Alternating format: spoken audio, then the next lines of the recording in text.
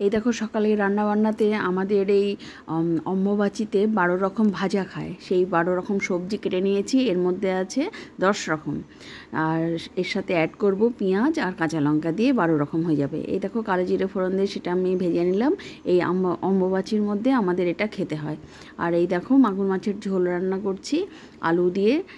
এই মাছের ঝোল রান্না করব। মাগুর মাছের ঝোলটা আমাদের বাড়ির লোকজন সব আলু দিয়ে খেতেই ভালোবাসে, এবং এতে থাকবে আদা জিরে বাটা, লঙ্কার গুঁড়ো, একদম সিম্পল পাতলা একটা ঝোল, কিন্তু খেতে অপূর্ব হয়। যেহেতু মাছটা তাজা, স্বাভাবিকভাবেই মাছের ঝোলটা খেতে খুব সুন্দর হয়।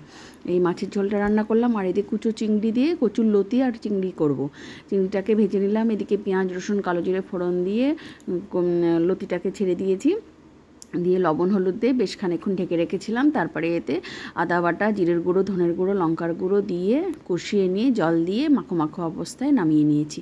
এই দেখো আমার রান্নাবান্না কমপ্লিট। লাঞ্চ থালিও সাজিয়ে নিয়েছি এই 12 ভাজা, আর নিয়েছি কচুর লতি চিংড়ি দিয়ে। অসাধারণ কুচো চিংড়ি, তাও খেতে এত সুন্দর হয়েছে, কিন্তু চিংড়ির পরিমাণটা বেশ খানিকটা ছিল, লতি সে তুলনায় কম, যার ফলে প্রত্যেকটা বাইটে চিংড়ি অসাধারণ লেগেছে। আর এই মাছের ঝোল, মাগুর মাছের ঝোল, আর তো লেবু ভাত।